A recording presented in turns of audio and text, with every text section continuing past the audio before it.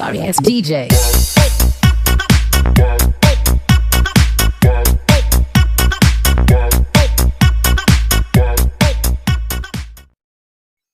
Assalamualaikum warahmatullahi wabarakatuh. Perkenalkan, nama saya Dania Marwati Firdaus dari kelas Komputerisasi Akuntansi Pagi, Universitas Tekkom Kendal. Kali ini saya akan mempresentasikan tentang audit dan teknologi informasi di era sekarang, mata kuliah auditing yang diampu oleh Bapak Miftahur Rahman. Pengaruh perkembangan teknologi informasi. Seperti kita ketahui bersama, dalam kurun waktu 10 tahun terakhir, begitu pesatnya perkembangan teknologi yang berdampak langsung pada lingkungan kita di dalam kehidupan pribadi maupun sosial, bahkan di dunia kerja. Pengaruh perkembangan teknologi di dunia kerja dapat kita saksikan secara kasat mata dengan banyak munculnya aplikasi-aplikasi yang bekerja secara offline maupun online, yang diperuntukkan di hampir seluruh bidang kerja, meliputi sosial, ekonomi, hukum, dan kemasyarakatan. Semua sektor publik, yaitu kementerian atau lembaga negara, tidak ada yang tidak memiliki aplikasi dari tingkat penggunaan yang sederhana sampai dengan membutuhkan keahlian khusus untuk menggunakan perangkat tersebut. Sampai dengan saat ini, Kementerian Perhubungan diketahui memiliki 45 aplikasi yang dibangun dari anggaran Kementerian Perhubungan yang sudah berjalan aktif maupun masih dalam tahap pengembangan terkait dengan pelayanan publik, pelaporan, manajemen internal kantor secara offline maupun online, dan belum termasuk beberapa aplikasi yang digunakan namun dibangun bukan dari anggaran Kementerian Perhubungan. Misalkan, aplikasi-aplikasi pengelolaan keuangan dari Kementerian Keuangan, aplikasi sistem pengadaan secara elektronik dari lembaga kebijakan pengadaan barang dan jasa pemerintahan, dan lain sebagainya. Teknologi informasi meningkatkan pengendalian internal. Sebagian besar entitas, termasuk perusahaan keluarga berukuran kecil, mengandalkan TI untuk mencatat dan memproses transaksi bisnis.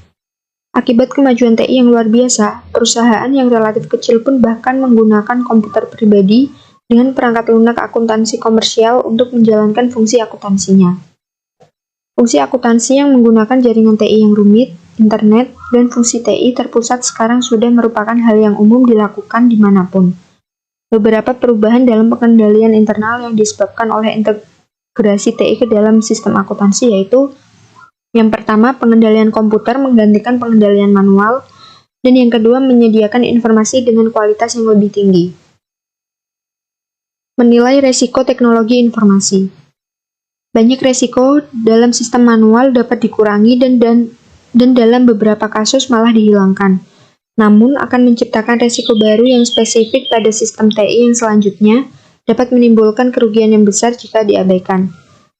Jika sistem TI gagal, organisasi dapat lumpuh karena tidak mampu mendapatkan kembali informasi atau menggunakan informasi yang tidak andal karena kesalahan pemrosesan. Resiko ini meningkatkan kemungkinan salah saji yang material dalam laporan keuangan. Resiko khusus pada sistem TI meliputi: yang pertama, resiko pada perangkat keras dan data, yang kedua, jejak audit yang berkurang, yang ketiga, kebutuhan akan pengalaman TI dan pemisahan tugas TI. Pengendalian internal khusus untuk teknologi informasi. Untuk mengatasi banyak resiko yang terkait dengan keandalan TI, organisasi-organisasi seringkali menerapkan pengendalian TI khusus. Standar audit menjelaskan dua kategori pengendalian untuk sistem TI, yaitu pengendalian umum dan pengendalian aplikasi. Dampak teknologi informasi dalam proses audit. Para auditor bertanggung jawab untuk mendapatkan pemahaman atas pengendalian internal.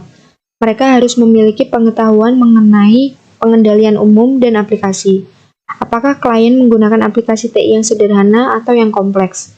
Pengetahuan akan pengendalian umum meningkatkan kemampuan auditor untuk mengatur dan mengandalkan pengendalian aplikasi yang efektif untuk mengurangi resiko pengendalian untuk tujuan audit yang terkait.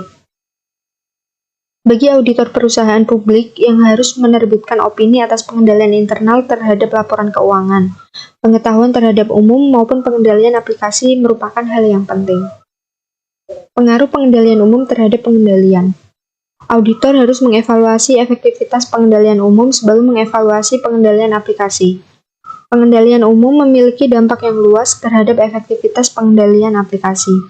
Sehingga auditor harus mengevaluasi pengendalian tersebut terlebih dahulu sebelum menyimpulkan apakah pengendalian aplikasinya efektif. Pengaruh pengendalian umum terhadap aplikasi sistem secara keseluruhan. Pengendalian umum yang tidak efektif menghasilkan potensi salah saji material pada seluruh aplikasi sistem, tanpa melihat kualitas dari setiap pengendalian aplikasi.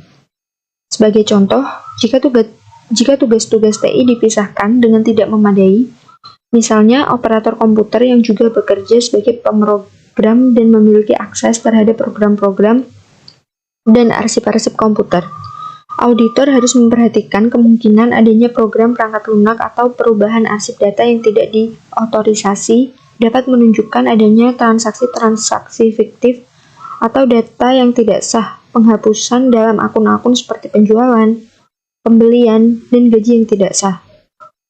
Demikian pula jika auditor memperhatikan bahwa arsip data tidak dijaga dengan memadai. Auditor dapat menyimpulkan terdapat risiko kehilangan data yang signifikan untuk setiap kelompok transaksi yang mengandalkan data tersebut untuk melakukan pengendalian aplikasi. Di sisi lain, jika pengendalian umum efektif, auditor dapat menempatkan keandalan yang lebih besar pada pengendalian aplikasi. Auditor kemudian dapat menguji pengendalian aplikasi untuk efektivitas operasi dan mengandalkan hasilnya untuk mengurangi pengajuan substantif. Pengaruh pengendalian umum terhadap perubahan perangkat lunak. Perubahan klien terhadap aplikasi perangkat lunak untuk mempengaruhi kepercayaan auditor terhadap pengendalian otomatis. Ketika klien mengubah perangkat lunaknya, auditor harus mengevaluasi apakah pengujian tambahan diperlukan.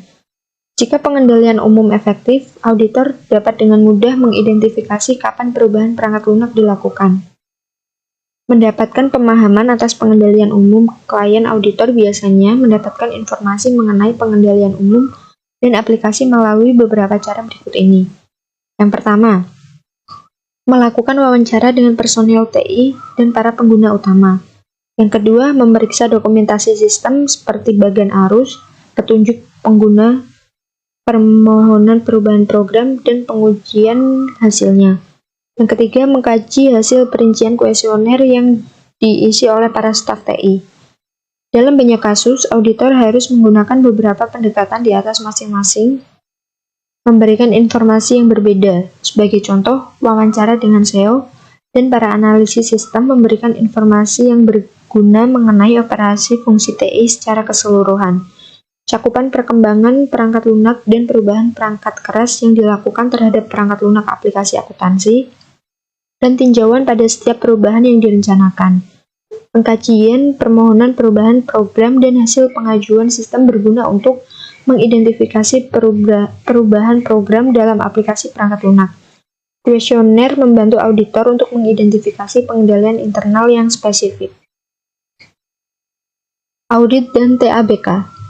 Menurut Arens et al. Tahun 2014, audit adalah pengumpulan dan evaluasi bukti tentang informasi untuk menentukan dan melaporkan terkait dengan tingkat kesesuaian suatu informasi dengan kriteria yang telah ditetapkan. Audit ini tentunya harus dilakukan oleh orang yang mempunyai kompetensi dalam audit. Audit merupakan suatu kegiatan yang dilakukan dalam rangka mengungkap adanya suatu kondisi yang tidak sesuai dengan kriteria yang telah ditetapkan, sehingga dapat mengungkap apa akibat yang terjadi. Audit juga dapat mengungkapkan apa yang menjadi sebab ketidaksesuaian antara kondisi dan kriteria tersebut. Perkembangan sistem teknologi informasi di dunia perkantoran melahirkan suatu teknik bantu audit yang nantinya sangat diharapkan dapat memudahkan pekerjaan auditor, yaitu teknik audit berbantuan komputer atau TABK, atau Computer Assisted Audit Technique, atau CATTS.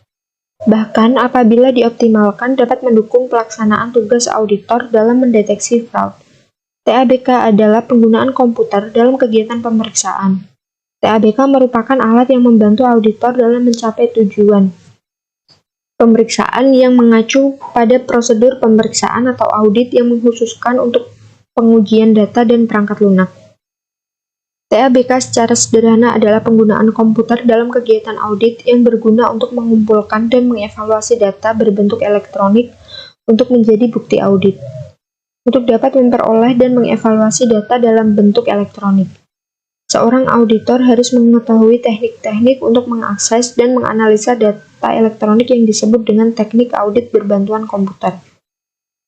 Penggunaan teknik audit berbantuan komputer atau TABK dalam audit di antara lain telah diatur dalam Standar Profesional Akuntan Publik atau IAPI tahun 2011, PSA nomor 59 atau SA seksi 327 tentang teknik audit berbantuan komputer atau TABK.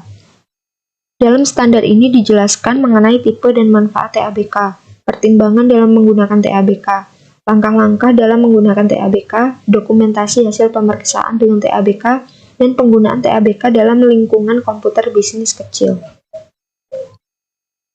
Manfaat TABK yang pertama, pengujian rincian transaksi dan saldo seperti penggunaan perangkat lunak audit untuk menguji semua suatu sampel transaksi dalam file komputer. Yang kedua, prosedur review analitik seperti penggunaan perangkat lunak audit untuk mengidentifikasi unsur atau fluktuasi yang tidak biasa. Yang ketiga, pengujian pengendalian atau test of control atas pengendalian umum sistem informasi komputer seperti penggunaan data uji untuk menguji prosedur akses ke perpustakaan program atau program libraries. Yang keempat, pengujian pengendalian atas pengendalian aplikasi sistem informasi komputer seperti penggunaan data uji untuk menguji berfungsinya prosedur yang telah diprogram. Yang kelima, mengakses file, yaitu kemampuan untuk membaca file yang berbeda rekodnya dan berbeda formatnya. Yang keenam, mengelompokkan data berdasarkan kriteria tertentu. Yang ketujuh, mengorganisasi file seperti menyortasi dan menggabungkan. Yang kedelapan, membuat laporan, mengedit dan mengformat keluaran. Dan yang terakhir, membuat persamaan dengan operasi rasional logika. Faktor yang harus dipertimbangkan dalam penggunaan TABK. Yang pertama, pengetahuan, keahlian, dan pengalaman komputer yang dimiliki oleh auditor. Yang kedua, tersedianya proses bisnis entitas auditi berbasis elektronik. Yang ketiga, ketidakpraktisan apabila dilakukan pengujian manual. Yang keempat, efektivitas anggaran dan efisiensi waktu. Dan yang kelima, kendala pelaksanaan. Kegiatan-kegiatan yang dapat dilakukan dengan TABK. Yang pertama, audit sampling. Komputer berperan dalam menghitung parameter sampel, memilih sampel, dan menilai hasil sampel. Yang kedua, simulasi komputer digunakan dalam menilai software yang dimiliki oleh klien. Yang ketiga, pengumpulan data yang akan diuji. Yang keempat, penelaah analisis. Yang kelima, penyusunan kertas kerja pemeriksaan. Yang keenam, kalkulasi, pembandingan, dan manipulasi data. Yang ketujuh, kalkulasi telaah analisis. Yang kedelapan, informasi proyek seperti anggaran dan pemonitoran waktu. Yang kesembilan, korespondensi audit standar. Yang kesepuluh, pemeriksaan kelengkapan data, konsistensi, alokasi, dan ketetapan. Yang kesebelas, pemeriksaan rumus proses bisnis. Yang kedua-belas, membandingkan integritas data. Yang ke-13, ikhtisar, sort, merge, spill, rasio untuk analisis data. Dan yang ke-14, membandingkan data antar berbagai prosedur audit yang dilakukan. Alat bantu yang penulis ketahui yang umum digunakan sebagai alat bantu TABK. Yang pertama, Generalist Audit Software yang terdiri dari ACL, IDEA, SAS, SE, SAM, dan Arbutus. Yang kedua, Spreadsheet Application yang terdiri dari Microsoft Excel, Lotus 123, Quattro Pro, dan OpenOffice. Yang ketiga, Query dan Reporting Application yang terdiri dari Microsoft Query dan Crystal Report. Dan yang keempat, Database Management System yang terdiri dari Microsoft Access, VisualForce Pro, Lotus Approach, SQL, dan Oracle. Efektivitas dan efisiensi prosedur audit dapat ditingkatkan melalui penggunaan TABK dalam memperoleh dan mengevaluasi bukti audit. Yang pertama, beberapa transaksi dapat diuji lebih efektif untuk tingkat biaya yang sama dengan menggunakan komputer untuk memeriksa semua atau lebih banyak transaksi dibandingkan dengan jika dilaksanakan secara manual. Yang kedua, dalam penerapan prosedur analitik, transaksi atau saldo akun dapat direview dan dicetak laporannya untuk pos-pos yang tidak biasa dengan cara yang lebih efisien dengan menggunakan komputer bila dibandingkan dengan cara manual. Yang ketiga, penggunaan TABK dapat membuat prosedur pengujian substantif tambahan lebih efisien daripada jika auditor meletakkan kepercayaan atas pengendalian dan pengujian pengendalian yang bersangkutan. Masalah yang berhubungan dengan efisiensi yang perlu dipertimbangkan oleh auditor. Yang pertama, waktu untuk merencanakan, merancang, melaksanakan, dan mengevaluasi TABK. Yang kedua, jam asisten dan review teknis. Yang ketiga, perancangan dan pencetakan formulir. Yang keempat, pencatatan masukan ke dalam sistem komputer dan verifikasinya. Dan yang kelima, waktu pemakaian komputer. Cukup sekian presentasi dari saya, kurang lebihnya saya mohon maaf. Wassalamualaikum warahmatullahi wabarakatuh.